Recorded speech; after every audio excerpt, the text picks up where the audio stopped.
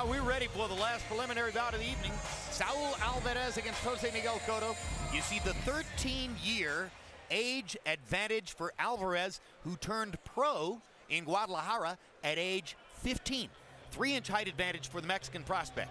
2-inch arm length advantage measured from the armpit to the end of the fist. They weighed in a few pounds over the welterweight limit, and tonight both will enter the ring right at the middleweight limit of 160 pounds. Rules of the bout with our unofficial ringside scorer, Harold Letterman. The Saul Canelo Alvarez Jose Miguel Cotto fight is scheduled for 10 rounds using the unified rules that you see on your screen. Jim, real quick, the 4 criteria that the judges will use to score each individual round: clean punching, effective aggressiveness, ring generalship, and defense, with a strong emphasis on clean, effective punching. Jim. All right, thank you, Harold. Jose Miguel Cotto has a record of 31 wins, 1 loss, 1 draw, 23 knockouts. Pretty sparkling record, but he hasn't fought anywhere near the same kind of opposition as his much more famous younger brother, Miguel Cotto. Miguel Cotto, of course, has been a star at 140, 147, and will now move up to 154, where on June 5, he's fighting Yuri Foreman. And both Jose Miguel and Miguel labor this year in the absence of their beloved father, Dad Cotto, whom you've seen on past HBO telecasts, and particularly in his loving association with his son Miguel, passed away suddenly in January. Literally had a heart attack while driving his car and died before emergency medical relief could arrive. And now both fighters are in the ring. Let's go to Michael Buffer for the official introductions.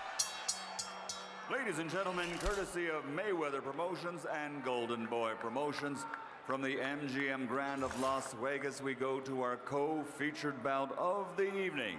Sponsored by Tecate, Cerveza con Carácter, AT&T, Go Phone, Unlimited. Unlimited talk and text for $60 a month.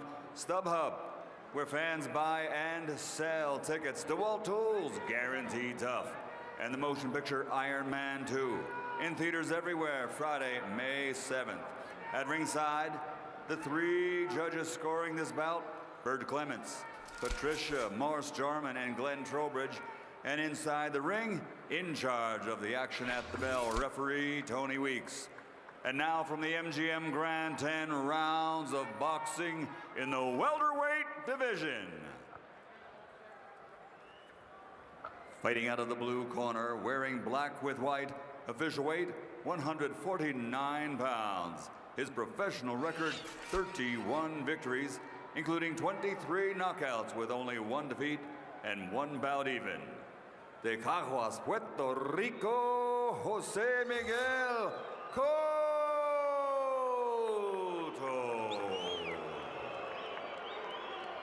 And fighting out of the red corner, wearing red with silver, official weight 150 pounds. His professional record, 31 victories, with 23 knockouts and 1 draw. From Guadalajara, Mexico, the undefeated Saul Canelo Alvarez.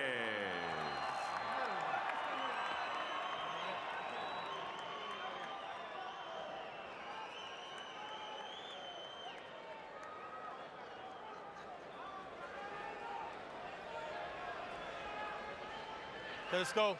Let's go. Vámonos. Caballeros, ustedes recibieron sus instrucciones. Mira, aquí está bien, aquí no. Aquí está bien, aquí no. De los centros para arriba. Yo quiero una pelea limpia. Escúchame, cuídate. ¿Listos? Vámonos. Alvarez, a budding star in Mexico, is already in the Guinness Book of World Records. He and 6 brothers appeared on the same card recently in a fight. 3 brothers making their debuts lost. There's a lot of excitement about Saul Alvarez's first appearance here in the United States. And as we mentioned, the official record 31-0-1 with 23 knockouts. He says that it really should be 44-0-1 with 33 knockouts. That's pretty good for a 19-year-old. Very, very good record. You know, and that's typical, I think, of so many guys. Julio Cesar Chavez, Antonio Barron. A lot of those guys turn professional at 14 and 15 down there. So they get their amateur experience as professional fighters. If the kid has already had 44 professional fights, as he says he has, at age 19, is that too fast a start for his career? No, I don't think so, because they match him very carefully. They are not fighting quality fighters down there. And as he said when we asked him at the meeting why he didn't have a longer amateur career, he said there's not a good amateur program in Mexico. Jose Miguel Cotto, as you can see, is a body puncher. Hard, workman-like fighter. Regarded as a really good test tonight for Alvarez. Eric Gomez, the matchmaker at Golden Boy. Golden Boy will handle American promotion for Alvarez, at least right now, and he seemed to feel as though Cotto was exactly the right kind of sturdy, difficult, but not impenetrable opponent for Alvarez to be facing. There's a good right hand by the 19-year-old. And he is wobbled by a left hook, and he's in trouble, and Cotto's dumping him. And maybe the matchmaking was a mistake, but no, he gets out of trouble, still wobbling, still having trouble getting his feet under it. Miss, he dodges a right hand, comes back with a right. His solution is to fight. He should be clinching. He's fighting instead of clinching. Well, when you're 19 and you've been so successful, you don't know a lot about having to clinch. But he's fighting back, he's trying to be intelligent and patient, and maybe his head is cleared by now. Cleared. Cotto did not get to him fast enough. I think he's cleared up, and he's kind of got his legs back on himself right now. Well, Cotto sure tried to get at him fast enough. Well, the same punch that landed before can land again if you can try to get to the man while he's still hurt. It was a left hook that wobbled him. Alvarez is trying to solve everything with one big right hand. Yeah, he's physically a bigger man. Cotto by nature really seemed to have the structure best for 140 pounds. But for this fight, they're fighting at a weight which is probably more comfortable for the younger fighter, Alvarez. Yeah, and you can see that Alvarez is a sturdy welterweight with a big upper body. And he's only 19 and came in at 160 today, so who knows how long he can hold that weight. Uppercut by Alvarez lands. Almost landed that sizzling right hand shot. So Alvarez makes it out of the round, although he was in serious trouble with over a minute to go. Welcome, kid, to the big time. Recuperate now. Breathe deeply. Are you good? I'm good. Everything's good. Everything's good. Attentive. All right. A little bit of water now. All right, son. Now relax. Are you relaxed? Yeah, everything's good. You made one error, son, because you wanted to eat them all up. You got in too close and you opened up. And that's the first round only. There's 10 rounds. You're a better fighter. You're a better boxer. Relax. Here you can see the shot that catches Alvarez, which is a left hook, and that happens often with a lot of fighters who hold their right hand up protecting for a hook, but they hold it too far close to the ear, and they leave the front part of the face open, and they get caught with the shot. Right inside. And you see from there was just a barrage of punches, but he was able to survive most of those and come back. Well, he caught 3 pretty stiff punches and was able to work his way out of the ring, so that speaks well of his fortitude. And you heard the instructions from trainer Eddie Reynoso. It's a test for him as well to see if he can get his young fighter through this. Cotto won the round clearly, 24 out of 69 by CompuBox count, 14 out of 47 for Alvarez. Cotto has lost only 1 fight, and that was to Juan Diaz. Diaz was the best opponent with whom Jose Miguel Cotto has been in. So that's the water level at which he tasted defeat. And Diaz is a more accomplished fighter than Alvarez, certainly at this stage of his career. So it will be interesting to see if this pans out for Golden Boy matchmaking, which felt as though Alvarez would be okay against Miguel Cotto. Jose Miguel Cotto. Yeah, and this is part of a process of a number of promoters looking for the next Mexican or Mexican-American star, because there is so much interest in boxing in those communities. De La Hoya retired, Barrera and Morales really gone. Marquez, the 2 Marquezes toward the end of their career. And here is a kid who has been picked out to watch. Well, Emmanuel, we were talking about hooking off the jab in the last fight, and we've already seen that Alvarez does it too. Yeah, Alvarez is a very well-trained fighter. I'm looking at Cotto is boxing very good, hasn't been hit with anything clean yet.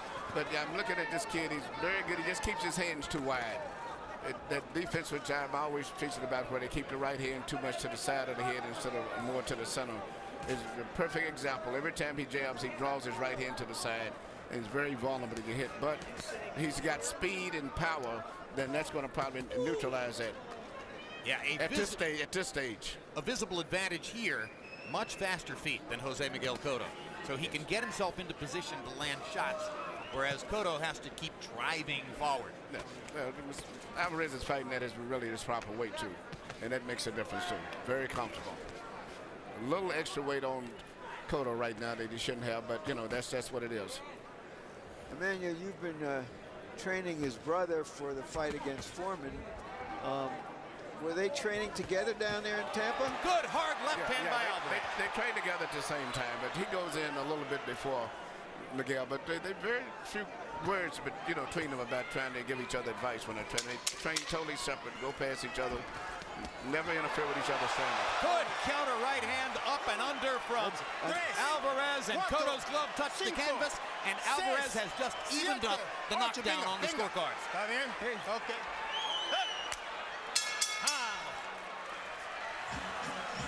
That was big. He finishes the first round down 10-8 and comes back to get a knockdown in round number 2. Listen, you can't do those pauses right in front of him. You can't. If you do those pauses in front of him, and you know your target, bend your waist side to side. All right? What are you telling me? You didn't want to hit him? You got to hit him a lot? Hit him a lot now. Hit him a lot now. Here we see Cotto coming in, landing the right hand a little too far out. This is because of the height advantage and the disadvantage that he has, throwing his punches too far out. And he really lost his balance more than anything else. But he was hit before he went down, so officially it's a knockdown. Kid got lucky. There's Juan Manuel Marquez, the premier Mexican fighter of this moment, unless you believe that the mantle has been passed to Eric Montiel of Los Mochis, who is scoring big knockouts in fight after fight down in the below featherweight weight classes. But the bottom line is that there's an opening at the top of Mexican boxing for a superstar to replace Eric Morales, Marco Antonio Barrera, and Juan Manuel Marquez. So far, Alvarez emerges as the most likely candidate to assume that position, unless it's going to be Montiel continuing his superstardom in the lower weight classes. Yeah, but 19 and a welterweight, and if he should come back from that early problem he had, show some stuff, come back from that adversity, that would only make him bigger back home. Very good counter reflexes, you know, and he's taking advantage of his height and size. He's keeping Cotto lunging, coming in off balance, and trying to catch him with counter punches as he's getting off balance coming in. He landed 9 punches in the last minute of round 2. That was something of a comeback rally, and now they're giving and taking in round number 3. And if Jose can keep that pressure on him, it's going to be very interesting to see if he goes into 7-8 rounds, how he would hold up under pressure, because he hasn't been able to land too many clean punches on Jose for the most part, neither. Well, what Jose Cotto is doing is following young Alvarez around the ring, in effect, chasing a puncher. It's what you're not supposed to do. Yep, and Alvarez is trying to keep that little space. Looked like he brought up his glove closer to the front of his face, Emmanuel, after you analyzed the problem from the first round. But what he's doing right now, he's keeping the distance where everything that Jose Cotto does, he has almost learned to do it to get off balance, and he counter punches him as he comes in. See there, same thing again. And but he steps back and tries to throw that little uppercut. Just enough to make you get out of balance, and then there you go, there it is again. It's a hook uppercut, but he always pulls back and punches and pivots off on the punch. From the way he fights, you'd never guess he was 19 and been fighting for 5 years. That's what I was going to say. Like, you know, what you look at, he's 19, but he's had about 30-some fights. He's come from the family with 6 brothers, so he's been boxing since he was a kid. So no big amateur record, but just been raised in boxing, so to say.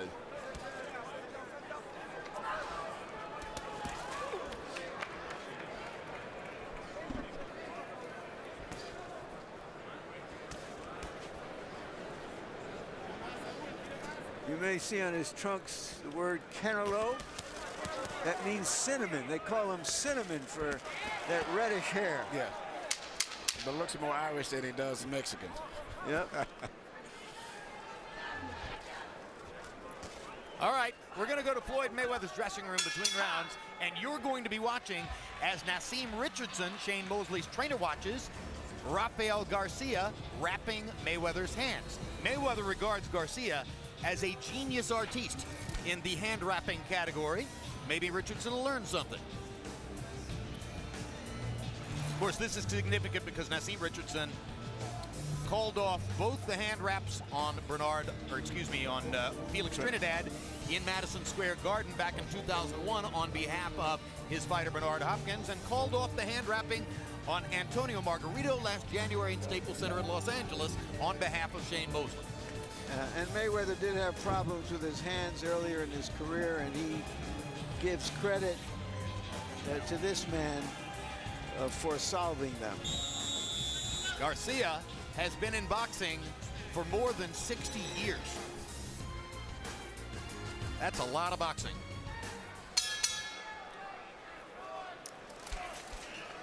Round 4.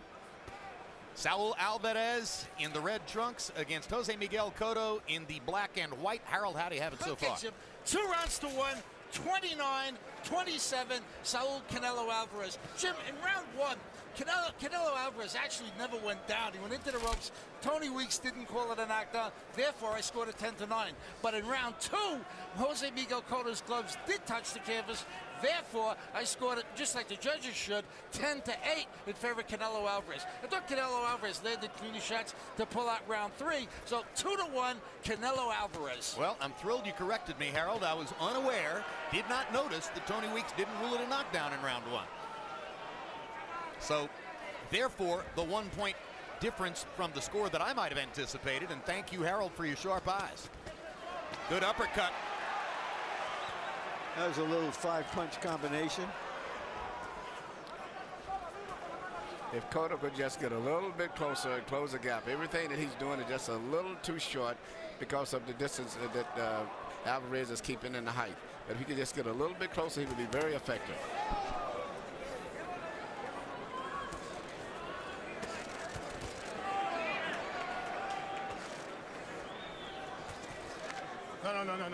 No.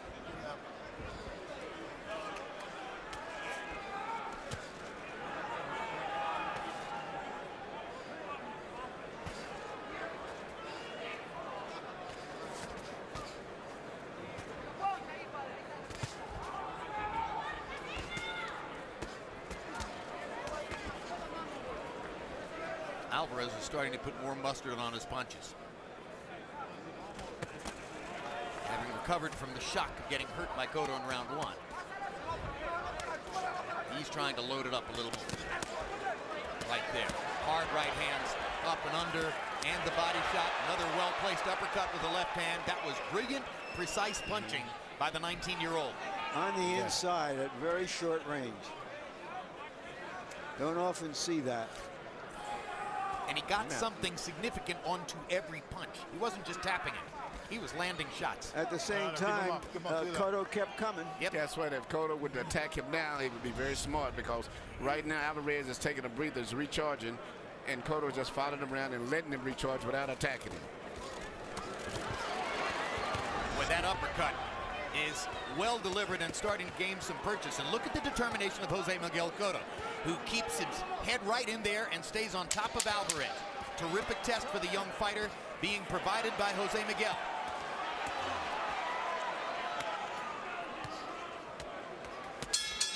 That was crowd-pleasing action.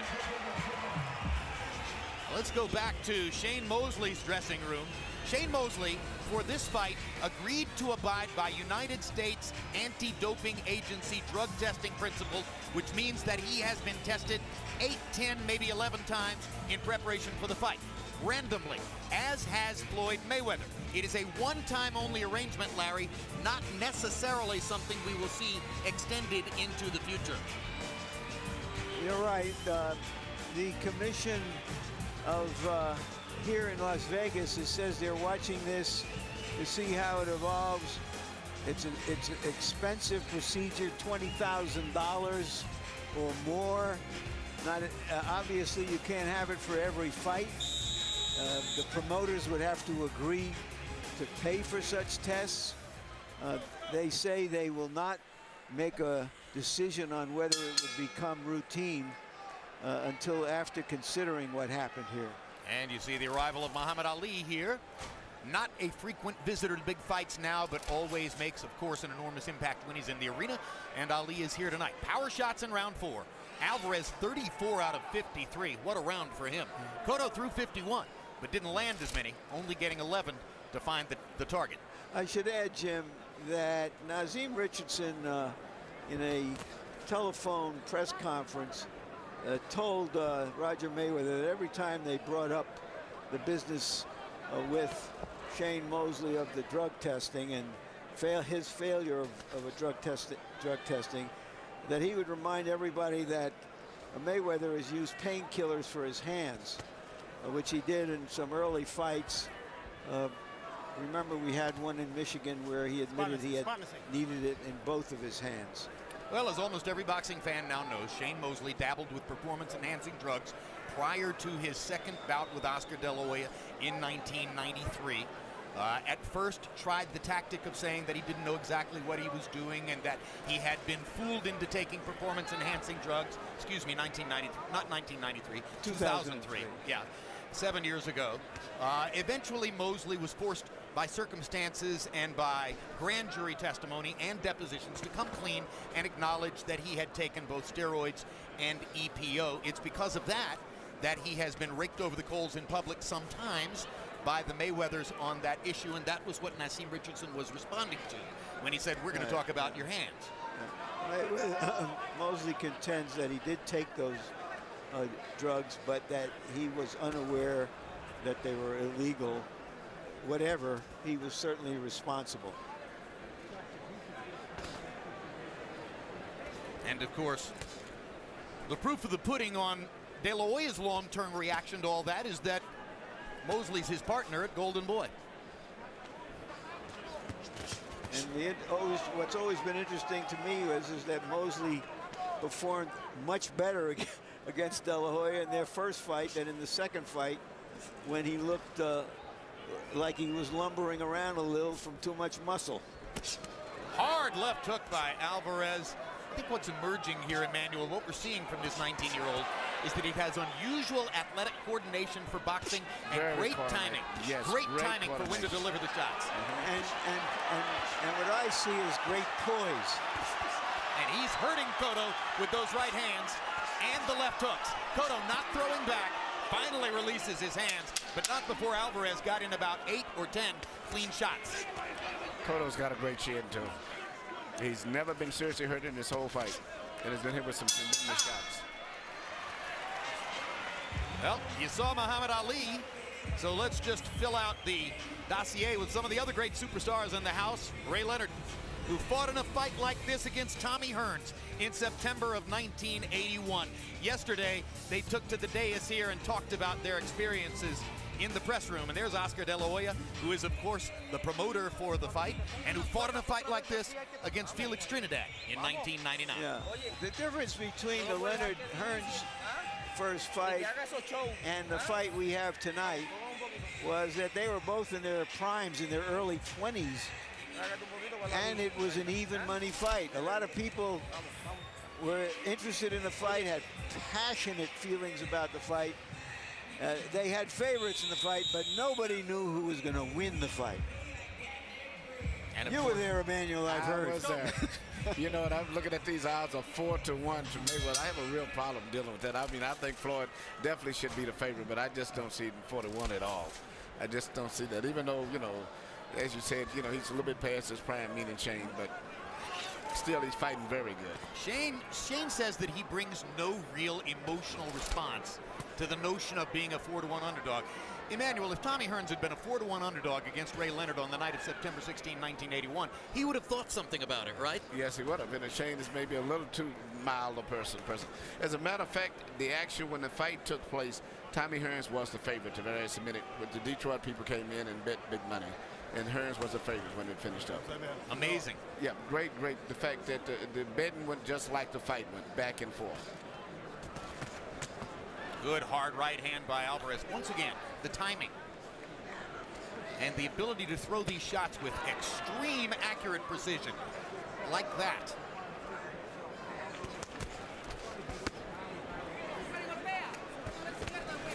Well, if Alvarez does come through in this fight, it will be a good test for him. Yes. Cotto's giving him a good fight, right? He's taking everything in, and it's been blocking a lot of punches. A lot of Alvarez's punches haven't been that clean as much as it seems, but when he has landed good punches, Cotto has come right back, so he's had a real test tonight.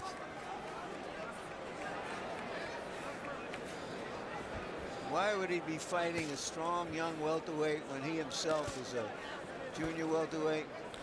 Well, I think he's had a long time off. I'm not sure, but I think it's been better. Well, also he told us it was the best payday of his career. That might have something to do with it. I didn't know about that. But he's fighting a very good fight considering time off, and to be fighting a good young prospect like Alvarez. Jose Miguel Cotto had 3 fights last year, only one in 07 and none in 08. So he was largely inactive in 07 and 08, and that's what gives him what he thinks is the freshness to come on and fight a guy like Alvarez. But Alvarez is very sharp, very crisp, and punching with full authority and crispness. Alvarez landed 17 punches in the last minute of round number 5, and now as the last minute of round 6 arrives, he heats it up again. Keeps his stamina all the way through a 3-minute round and uses the last 30 seconds to a minute of a round to make hay. You know, see the numbers on power punches here. When a fighter has a chance to be a real good one, it shows up at 19 and 20, doesn't it, Emmanuel? Yes, it does. And I like the fact that he started early because the fact that, you know, he doesn't have that type of an amateur background in it, but he's a very well-schooled fighter. He threw a right-hand lead right at the end of the round that was so shocking to Jose Miguel Cotto because of the timing. You know, he just didn't expect him to release that punch at that moment. Boom, right off the chin. Ready? All right. Want the towel on? No. You heard him. You heard his body. You heard his body good. It was good. The water. Massage his arms now.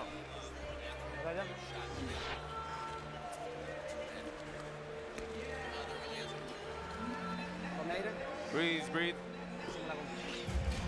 Trata de llavear más, hijo, Nada, no te me quedes tanto aquí. No te... Este asalto fue mucho mejor. This round was much better. Él no tiene How are we nada. going? He's got nothing. He's got nothing. He doesn't want to fight you. Come on, take advantage of that. Take advantage. Aprovechalo. Joe Santiago training Jose Miguel Cotto. Joe Santiago was, of course, the trainer of Miguel Cotto for a couple of fights. Power shots in round 6. Alvarez 30 out of 45, 67%. Cotto 15 out of 41. This is a solid effort by Jose Miguel Cotto, but he's getting drowned by the extreme timing and athletic coordination of Saul Alvarez. Harold, how do you have it through 6? Okay, Jim, 5 rounds to 1, 59-54 Canelo Alvarez. Boy, I tell you, Jim, this kid may only be 19 years old, but I tell you, he's got one wicked left hook. Jose Miguel Cotto definitely takes a very good punch. You know, otherwise he would have been out of there. Canelo Alvarez has won every single round except the first with that real good left hook. And I tell you, I never saw a guy fight off the ropes as good as he does since Roy Jones Jr. I mean, he is terrific coming off those ropes. 5-1, Alvarez. Cotto landed a right hand, his best punch in a while. Most of them are partially blocked as Alvarez is keeping his hands way up. Well, we're going to see now in these late rounds how this youngster can stand the constant pressure over the course of a 10-round fight.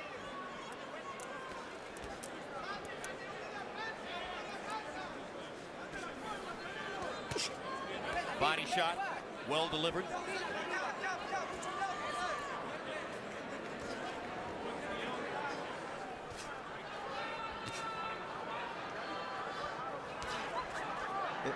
If he throws a jab, can you call it a cinnamon stick?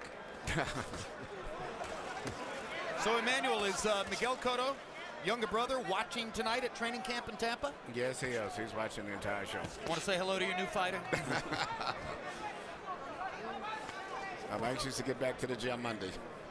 Well, he's got a big assignment against Yuri Foreman on June 5, and for those who've not seen Yuri Foreman, he is a brilliantly skilled boxer. Very, very talented fighter. Moves, punches very well schooled fighter.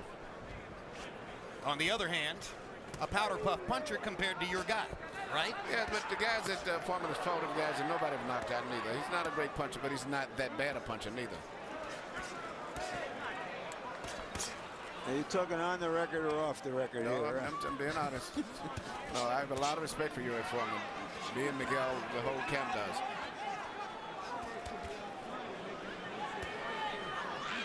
He may fight well off the ropes, but I'm not sure it's the best place in the world to be this long. No, but it buys him a little energy. Now, when this round comes to a close, we're going to get into the subject of how Mayweather-Mosley was made. Some of you may remember, September 19 of last year, Floyd Mayweather made his big comeback after 21 months in, quote, retirement against Juan Manuel Marquez. And immediately after the fight, when Mayweather was being interviewed by our Max Kellerman, Shane Mosley was in the ring. There is another truly great fighter here tonight who's your size, Sugar Shane Mosley. What are the possibility that we see that fight in the near future? Shane Mosley is one hell of a fighter, and I don't take that away from Shane. You know what I'm saying? I let Al Heyman and Leonard Ellaby conduct my bouts, and then we'll go from there. I'm not scared of Shane Mosley. I'm not scared of no fighter. We just want to get it on. That's all. I mean, the fans want to see a great fight. Me and Money Mayweather. Let's get this on. Let's do it. Well, it's like this. Wait. No. All right, that's it. Hold on, Bernard, everybody calm down. Floyd. Shane, please. Floyd, let's concentrate here. Let's concentrate. You good? Bernard. Obviously, Floyd Mayweather motioned Shane Mosley over to be a part of that, but then seemed surprised when Mosley decided that he was free to speak on the microphone as well. That seemed to cause the confusion in the ring.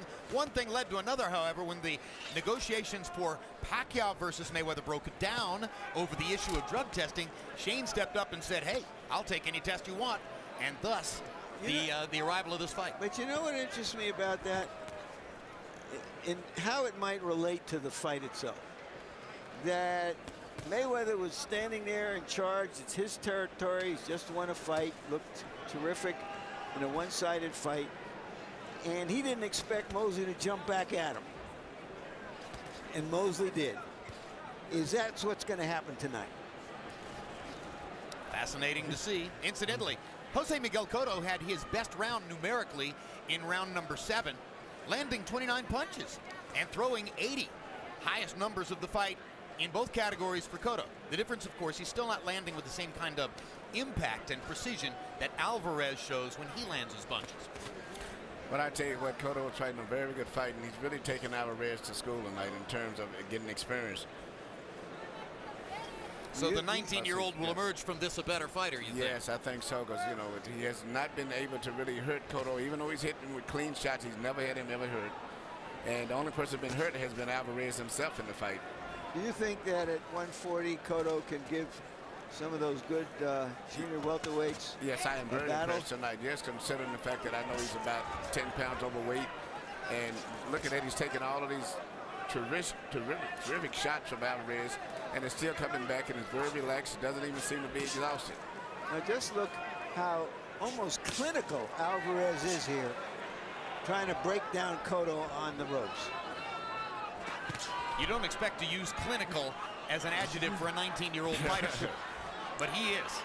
There was a moment in 08, a couple of years ago, when Alvarez went 4 straight fights going the distance. He won 4 consecutive 10-round decisions in Mexico against opponents whose names we don't know, but the 4th one was Larry Mosley of Southern California, who is a veteran from, 10, 15 years ago. We had seen him in some lesser fights. And he was 17 at the time, Alvarez. And Alvarez told us that the reason for the 4 consecutive route-going performances was that he needed to learn what he would learn from going rounds. So he says, I decided to dispense with knocking people out for a few fights so that I could learn what I was going to learn. Now, whether that's true or not, it's a remarkable comment for a fighter to make. He's fighting like a seasoned fighter. He's rolling his shoulders, counting, punching, pulling back, and countering with hooks, uppercuts, Stop. and not wasting any punches, punching wild and reckless. Now we're going to show you a live shot from Shane Mosley's dressing room, and the import is this. Nassim Richardson has just arrived back in Mosley's dressing room and is getting ready to wrap Shane's hands. We're just about to go to the 9th round of the fight between Alvarez and Cotto, which is the last round before Mosley and Mayweather will enter the ring. Emmanuel, what are the implications of this? Well, I don't know. I don't think it's good. He should have got his hand wrapped a long time ago, because what's happening is everything is going to be did on a rush manner now, and that is not good. And to properly wrap a fighter's hand, professional fighter in a tough fight like this, you should always try to get that done as early as you can, at least a half an hour. Manager Leonard Ellerby is there to watch on behalf of Floyd. That's him near foreground on the right side of your screen as you watch. Nassim Richardson getting started, and obviously in no terrific hurry to move forward with the wrapping of Shane Mosley's hands. And I have to assume this means that we're going to have a little wait between fights, and we're going to have time to do a little bit of an on-camera setup for this fight. It's just a wild guess on my part. It's not a wild guess. I haven't wrapped a hand before. CompuBox numbers in the 8th round. Thank you, Emmanuel. Alvarez was 29 out of 80 in that round. Those are exactly the numbers that Cotto had in the preceding round. Cotto was only 6 of 50 in that round as Alvarez decided to take over and did so, dominating the round, landing 24 of 43 power shots. You may not have wrapped many hands, Jim, but I think you've wrapped a few shows. Yes, and I'll probably wrap this one eventually.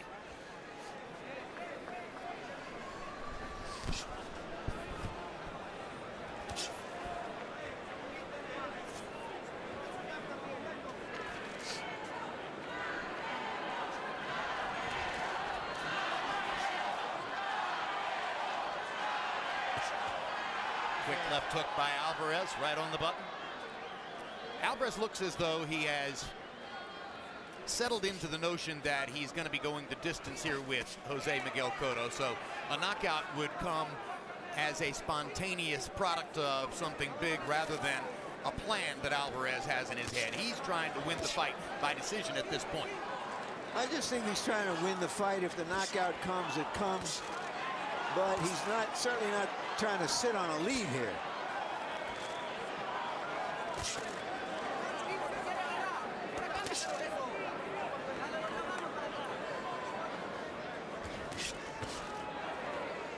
I don't think there's any reason to say that the punching power is less than what was billed. I think this is a strong performance by Cotto to stand in and take these shots. Yeah, I don't think he was billed as a knockout puncher. He was just billed as a good boxer, puncher, aggressive, smart. And if we've ever seen a young tyro with a chance to be something, we're seeing one now. Beautiful right hand right over the top. Tremendous quickness on that right hand, and Cotto seems to be buzzed. Cotto keeping his hands up, not really throwing back. Alvarez targeting right hand shots, Tony Weeks looking. How much punishment does Tony Weeks want to allow Jose Miguel Cotto to take? Cotto's got to start punching back, otherwise this fight will be He's throwing back, but without any velocity. Alvarez is teeing off, and Tony Weeks is going to stop it right there. They were just above us, and you could see Tony Weeks' mind working as he watched and waited and finally saw the moment.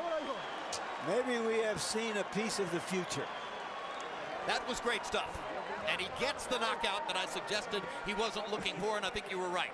He was just winning the fight, and it happened.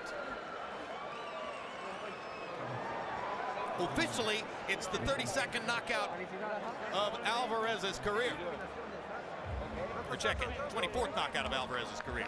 32nd victory, 24th knockout officially. He says, again, there are 13 more fights, 10 of which are knockouts, that have to be located and put onto the official record. He closed the show, landing 38 out of 62 power shots. Quite a demonstration by young Alvarez. A prospect with a capital P. Yep. Won't be the last time we see him. What a body for a welterweight. You don't see an upper body like that on many welterweights, Larry. A strong Maybe kid. Shane Mosley had a body like that, but not many. Of course, Mosley had it in the lightweight division, and had to come up to welterweight. This kid's there. So now let's go to Michael Buffer for the particulars on Alvarez's dramatic 9th round finish of Cotto. Ladies and gentlemen, the end comes at 2:59, round number 9. 2:51, 2:51, round number 9. The winner by TKO victory. As referee, Tony Weeks calls a halt to the contest. Saul Canelo Alvarez.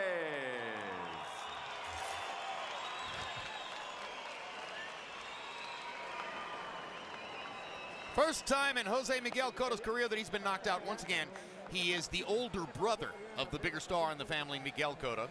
Final CompuBox numbers will show Alvarez's dominance. Remember, in case you missed it, he was in trouble in the first round. I thought he was down. Referee Tony Weeks did not rule it a knockout as Cotto caught him with a left hook. But after that, it was mostly all Alvarez, landing 223 and therefore landing 88 more, throwing 64 more. Much higher connect percentage, 54% of his power shots. And, you know, one point we've made often, if you are a puncher of any kind of power at all and you land more than 50% of your power shots, you might be putting the other guy away. And that's what happened with Alvarez, as that series of right hands at the end was too sturdy and too good for Tony Weeks to allow it to continue. But let's take a look at final punch zone and look at the punches which landed on Jose Miguel Cotto. 29 left-hand body shots, most of the hard work done upstairs. He lands both the right hook, or excuse me, the right cross and the left hook with great efficiency.